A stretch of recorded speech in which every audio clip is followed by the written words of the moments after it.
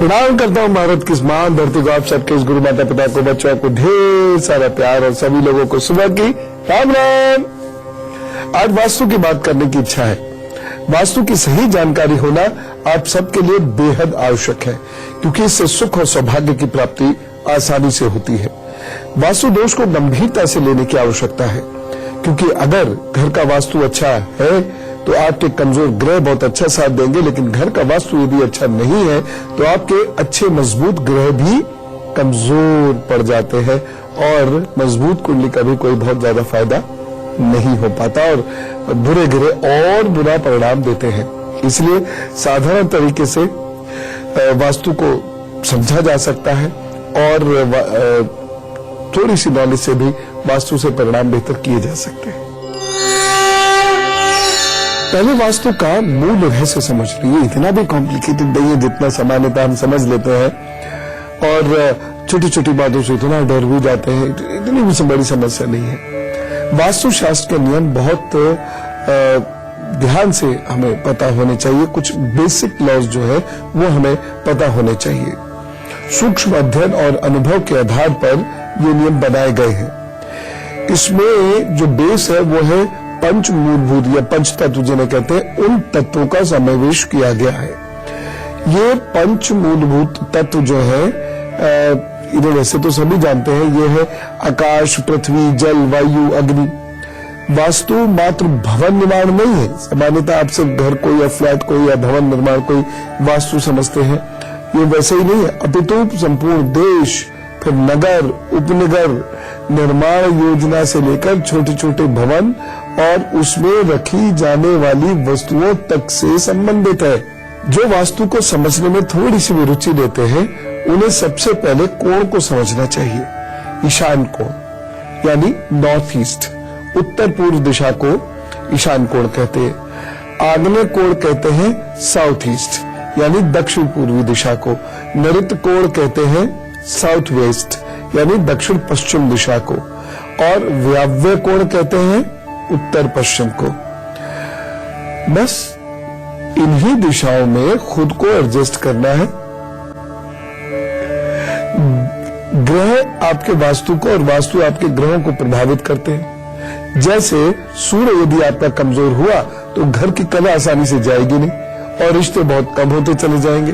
चंद्रमा अगर खराब हुआ तो घर में बरकत नहीं आएगी। मंगल यदि खराब हुआ तो आग और बिजली की समस्याएं हमेशा रहेंगी। बुध यदि खराब होता है, बुध और बृहस्पति, तो अच्छे से अच्छे विद्यार्थी भी उस घर में जहां का बुध बृहस्पति खराब है वो पढ़ नहीं पाएंगे, और धन ऐसी जगह कभी टिकेगा नहीं। शुक्र यदि कमजोर होगा तो वैभव और स्वास्थ्य की समस्याएं देगा ही देगा।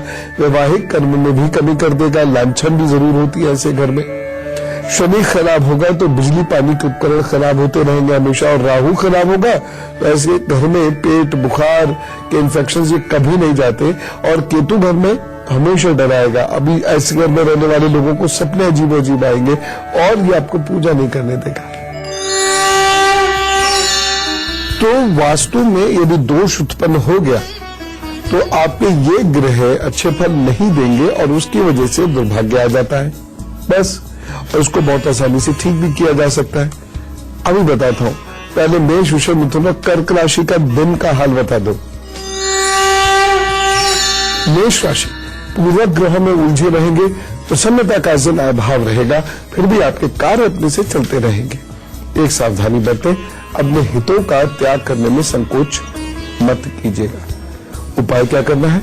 आज मन को शांत करने के लिए अभी थोड़ा सा ध्यान करें, सब ठीक करेंगे प्रभु। वृषभ राशि, आप दूसरों की मदद से आगे बढ़ेंगे। जिम्मेदारियां आप निभा सकेंगे, लेकिन आपको जिम्मेदारियों के प्रति सजग और गंभीर रहना होगा।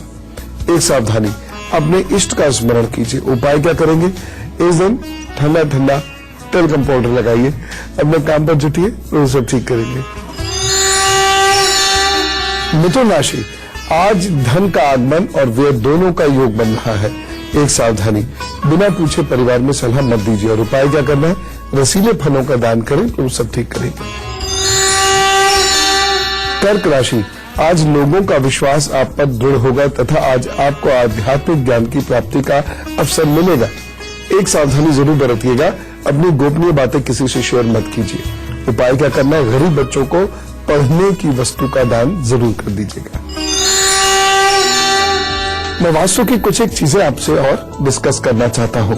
वास्तु से जुड़े संकट दूर करने के उपाय मैं भी आपको बताता हूँ, गुरु मंत्र भी मुझे अभी आपको बताना है, लेकिन उससे पहले वास्तु की जो मैं बात आपसे कर रहा था वो मैं आपसे करना चाहता हूँ, क्योंकि वास्तु और बीमारियों से जुड़ा हुआ कुछ खास जानकारी है जो आप ले लीजिए। देखिए, उत्तरी पूर्वी दिशा किसी भी भवन में उत्तर पूर्वी भाग का संबंध जल तत्व से होता है, अतः स्वास्थ्य की दृष्टि से किसी भी मानव के शरीर में जल तत्व असंतुलित होने से अनेक व्याधियां उत्पन्न हो जाती हैं। इसलिए उत्तर पूर्व को जितना खुला रखेंगे, हल्का रखेंगे, उतना अच्छा होगा। और इस दिशा में अग्नि ना हो। रसोई का निर्माण इस दिशा में नहीं करना है, पेट संबंधी रोगों का नहीं तो सामना करना पड़ता है। रसोई का सीधा सा संबंध सूर्य से है, इस दिशा में सूर्य नहीं दिखेगा, इसलिए वह आपके रसोई की बीमारियों को दूर कर नहीं पाएगा। वहां पर वायरस को, वायरल को, इन्फेक्शंस को वह ठीक नहीं कर पाएगा, इसलिए उसका स्थान दूसरी जगह है। जिन घरों में पानी का स्थान या पानी का स्रोत घर के मध्य में होता है, उसके आसपास रहता है, तो आप वहां स्वयं देखिएगा कि घर के मुखिया की हालत कभी ठीक नहीं रहेगी और उसे रोग घेरे रहेंगे। उस घर में आसानी से तरक्की नहीं होती, घर में आसानी से शांति नहीं होती और प्रतिष्ठा पर आंच आती रहती है। दक्षिण पूर्वी दिशा में दक्षिण का स्थान अधिक आगे निकला हुआ है या अधिक बड़ा है, तो परिवार की स्त्रियों को शारीरिक और मानसिक कष्ट हमेशा रहेगा। और पूर्वी दिशा में दक्षिण का स्थान यदि अधिक बढ़ा हुआ है, तो परिवार की स्त्रियों को शारीरिक और मानसिक कष्ट होता ही रहेगा। पूर्वी दिशा यदि खाली है, कभी खाली नहीं होनी चाहिए, और पश्चिम दिशा की ओर बरामदे को ढालू बनाकर घर बना हो, तो वहां रहने वाले को आंखों की बीमारी, लकवा आदि परेशानियां हो जाती हैं। घर के दक्षिण दिशा का हिस्सा खुला या सभी कमरों और बरामदों में दक्षिण का जो भाग है वह नीचा हो, तो उस घर की स्त्रियां सदैव रोगी रहती है। यानी उत्तर का भाग जो है वह नीचा होना चाहिए, यानी ढलान उत्तर की ओर होना चाहिए। यदि ढलान दक्षिण की ओर है, तो ऐसे घर की स्त्रियां कभी भी स्वस्थ नहीं रहेंगी और ऐसे घरों में किसी न किसी के अकाल मृत्यु की संभावना हमेशा रहती है। परिवार में आर्थिक कष्ट हमेशा रहता है। बहुत सारे लोग घर में बहुत अधिक पत्थर का प्रयोग करते हैं, ये ठीक नहीं है, यह हानिकारक है। हमेशा स्वास्थ्य संबंधी परेशानियां आपको मिलेंगी जिन घरों में बहुत पत्थर है, दीवार पे भी पत्थर है, फर्श पर भी पत्थर है, तो सुंदर तो दिख सकता है लेकिन रोग वहां हमेशा रहेगा। बहुत सरल सी चीजें हैं ये, इसके बारे में पता होना आवश्यक है। यदि आपको कारण का पता होगा तो निवारण आप स्वयं कर सकते हैं। सिंह, कन्या, तुला और वृश्चिक राशि का मैं हाल बताता हूं, उसके बाद फिर आगे की बात आपसे करूंगा। सिंह राशि, अचानक व्यय के योग बन रहे हैं। एक सावधानी रखिएगा, इस दिन कोई बड़ा फैसला मत लीजिएगा, खासतौर से धन के निवेश से संबंधित। उपाय क्या करना है, सूर्य को दीपदान कीजिए, प्रणाम कीजिए, अपने काम पर जुटिए, सब अच्छा होगा। कन्या राशि, मित्रों का सहयोग मिलेगा जिससे आपका कार्य सफल होगा। एक सावधानी बरतें, बिजली के उपकरणों से सतर्कता रखें। उपाय क्या करना है, बुम बुद्धाय नमः का जप कीजिए, तो वो सब ठीक करेंगे। तुला राशि, दफ्तर में अच्छा वातावरण दिखाई दे रहा है, रुके हुए कार्य पूर्ण होंगे, लाभ उठाएं। एक सावधानी बरत लीजिएगा, धैर्यपूर्वक अपने कार्य कीजिए।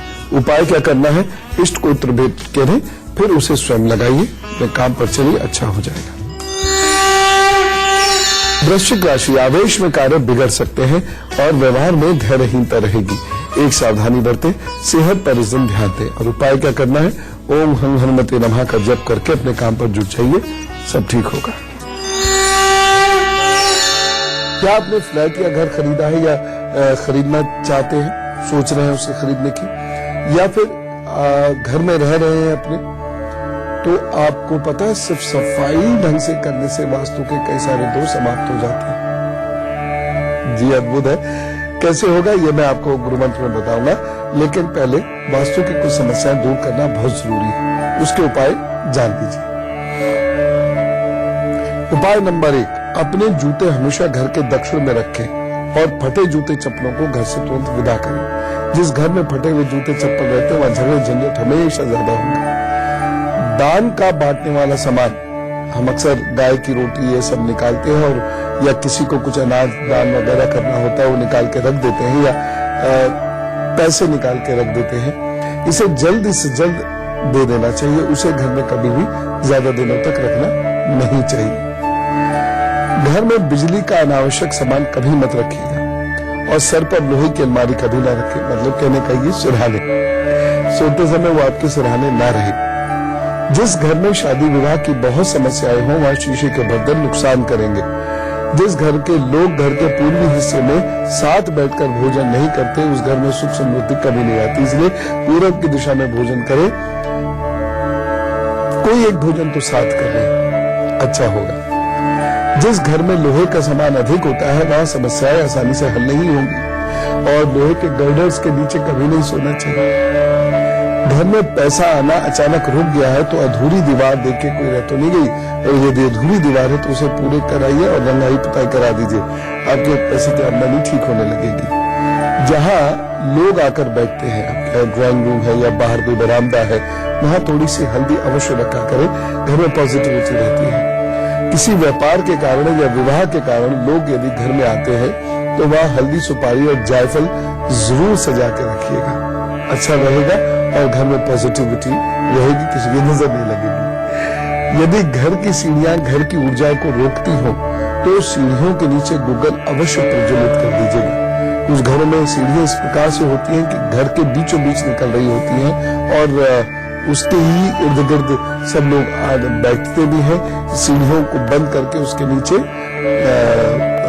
स्टोर बना देते हैं।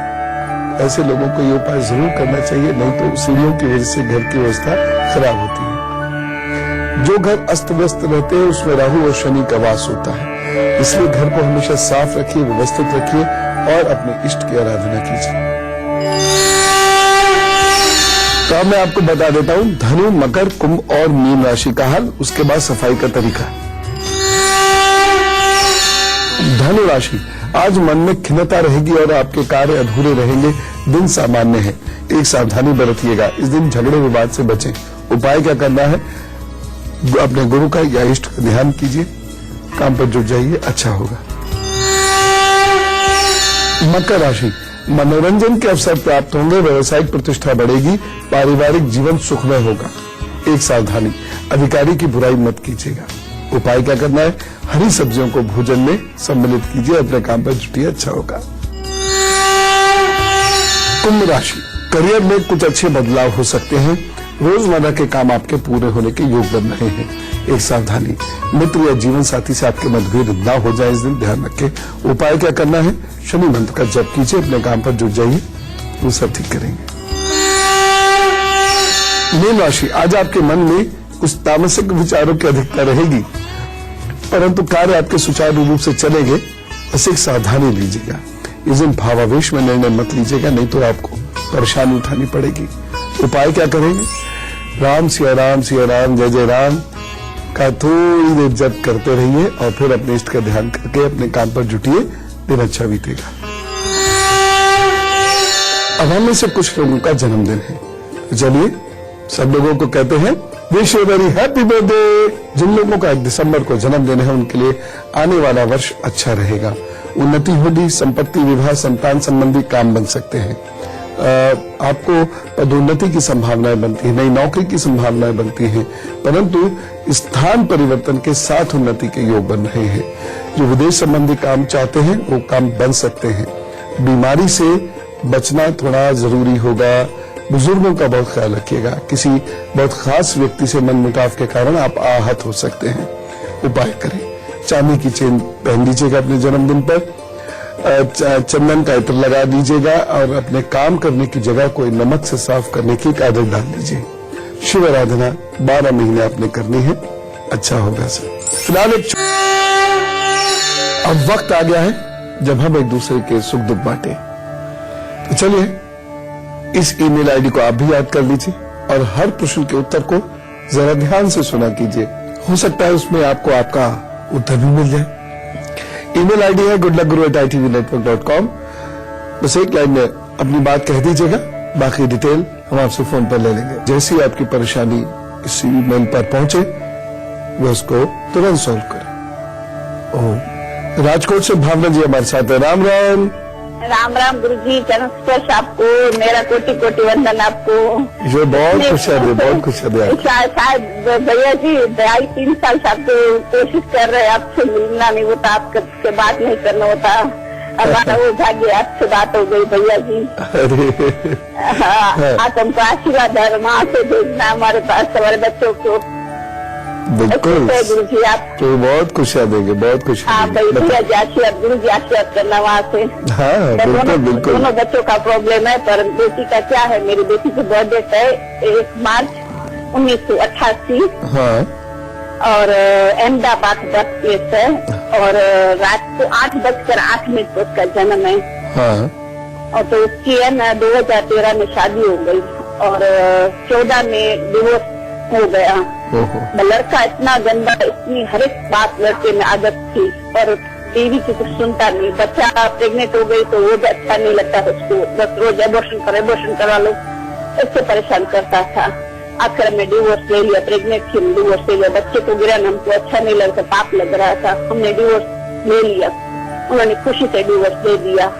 अभी क्या करे गुरु जी, इतनी वो छोटी लड़की परेशान हो गई कि मेरे को शादी का सुख लिखा है नहीं लिखा है, दूसरी शादी करूंगी तो वहाँ भी मेरे बच्ची को बाप किसी टीचर से या लॉयर से, किसी टीचर से या लॉयर से या कंसल्टेंट से इनके पुनर्विवाह के योग चलते हैं। एक सोने का छल्ला इनकी फर्स्ट फिंगर में पहना दीजिएगा थर्सडे के दिन और इनको बोलिए शिव जी की उपासना किया करें। हेमराज जी से बात करते, सोलन से जाते। राम राम। राम गुरु जी।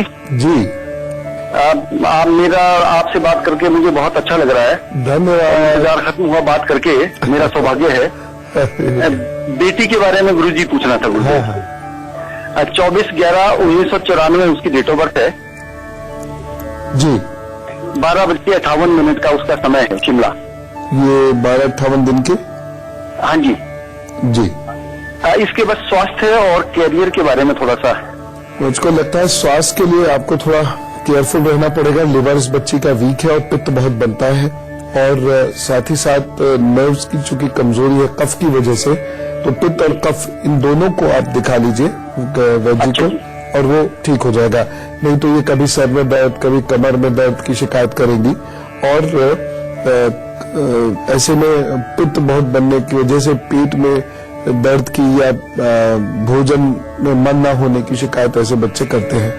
तो बाकी तो जहां तक करियर का सवाल है, करियर बहुत अच्छा रहेगा। गवर्नमेंट जॉब भी जा सकते हैं, जुडिशरी से संबंधित जॉब इनको मिल सकती है, लेकिन उसमें बहुत मेहनत करनी पड़ेगी। टीचिंग संबंधित जॉब में ये अच्छे से जा सकते हैं। काउंसलिंग कंसल्टेंसी में भी ये बच्ची जा सकती है। फाइनेंस का रास्ता भी इस बच्ची का खुला हुआ है, तो बहुत अच्छा करियर है। करियर की कोई चिंता मत कीजिए, बहुत अच्छा है।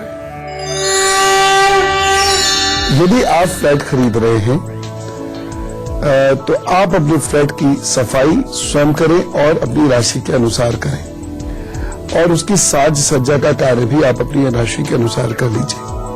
सिंह, कन्या और तुला राशि के लोगों को सफाई आग्नेय कोण यानी साउथ ईस्ट से प्रारंभ करनी चाहिए और वृश्चिक, धनु तथा मकर राशि के लोगों को सफाई ईशान कोण से यानी नॉर्थ ईस्ट से प्रारंभ करनी चाहिए। कुंभ, मीन और मेष राशि के लोगों को सफाई वायव्य कोण यानी नॉर्थ वेस्ट से शुरू करनी चाहिए, जबकि वृषभ, मिथुन और कर्क राशि के लोगों को नैऋत्य कोण से सफाई करनी चाहिए। सामान्य दिनचर्या में भी इसका पालन करेंगे तो और अच्छा रहेगा। ऐसा नहीं कि केवल इसी कोण की सफाई करनी, यहाँ से सफाई करनी, यानी यहाँ से फिर बाकी जगह झाड़ू लगाए। घर में जो झाड़ू पोछा होता है वह भी इसी क्रम से प्रारंभ किया जाए तो अच्छा रहेगा। यानी घर के मालिक की जो राशि है उसके हिसाब से पहले वो उस कोने की सफाई करें जो मैंने आपको अभी बताया है। उसके बाद फिर पूरे घर की सफाई करें। और घर के मुखिया यदि स्वयं सफाई को करें तो ऐसे घर में बरकत बहुत आती है। तो वास्तु के बहुत बड़े बड़े दोष इन उपायों से ठीक किए जा सकते हैं। कल हम वाणी दोष की बात करेंगे और उसके बाद बहुत सारे लोगों की बोलने की समस्या का हल उनको मिलेगा। तब तक आप बहुत खुश रहिए, आनंदित रहिए और अपना काम मुस्तैदी से कीजिए। जनन राम राम, नमस्कार।